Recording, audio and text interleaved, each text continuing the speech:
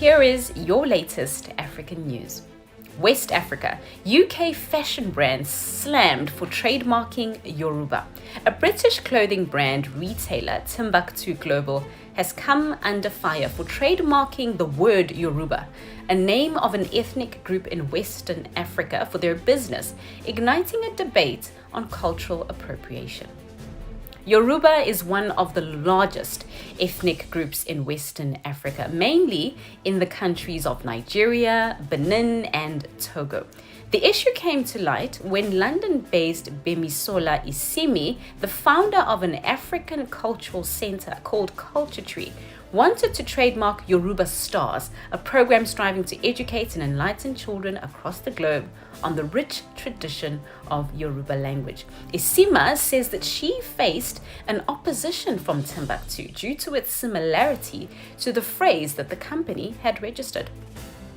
Rwanda. France's Macron in Rwanda currently to try to repair ties as survivors expect an apology.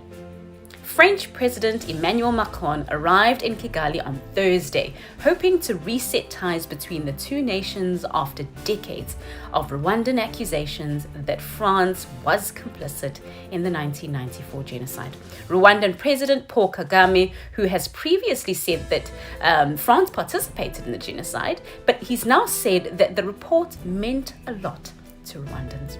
Macron, who also has pointedly tried to distance France from its colonial past, agreed in April to open the Rwandan archives of former President Francois Mitterrand, who was in charge during the genocide and found they were indeed complicit.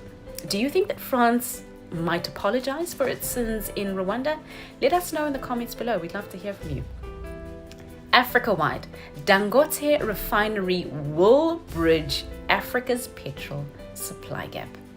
The Embassy of Nigeria in Senegal has stated that the 650,000 barrels per day Dangote Petroleum Refinery in Lagos will bridge the supply gap for petroleum products across the African continent. The envoy of 650,000 barrels per day, which has reached an advanced stage of construction, will help to bridge the supply gap of petrol in Africa.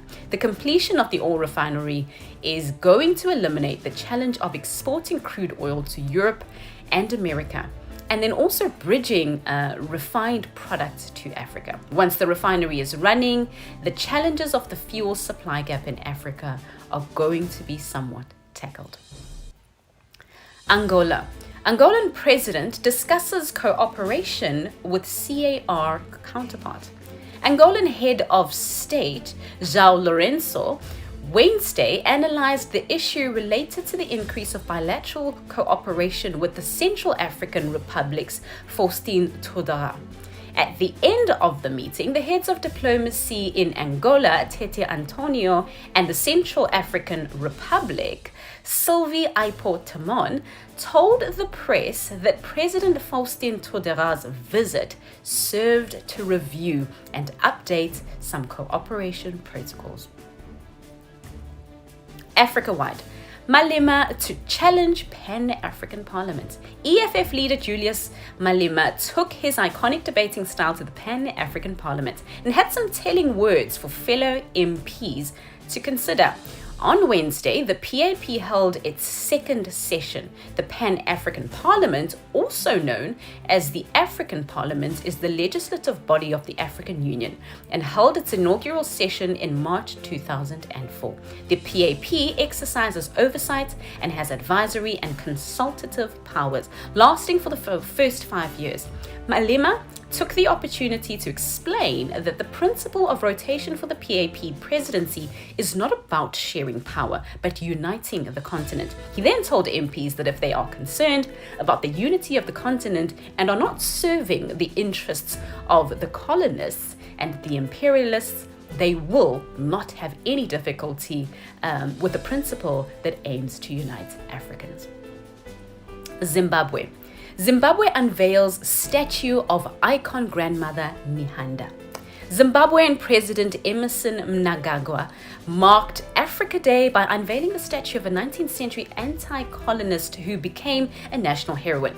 Mnangagwa vowed to press Britain to return the skull of Mbuya Nehanda. Nehanda, whose full name is Nehanda Charwe Nyagasikana, was an influential spirit medium who rallied people to fight against land seizures by colonists. She was hanged in 1898 on charges of murder and for leading a rebellion against white occupation in Britain. However, she became a symbol of resistance during the struggle that led to the independence of Zimbabwe in 1980 and the end of the white minority ruled country of Rhodesia. Lovely, lovely human. Thank you so much for watching. Visit our YouTube channel Tuna Cheki to watch our full weekly news report and our website at tunacheki.tv for all the latest African news updates. You can directly support this news series by becoming our YouTube member or even becoming a patron. And remember, Africa is watching. And please feel free to leave your suggestions, news tips, or topics about Africa that you'd like us to explore.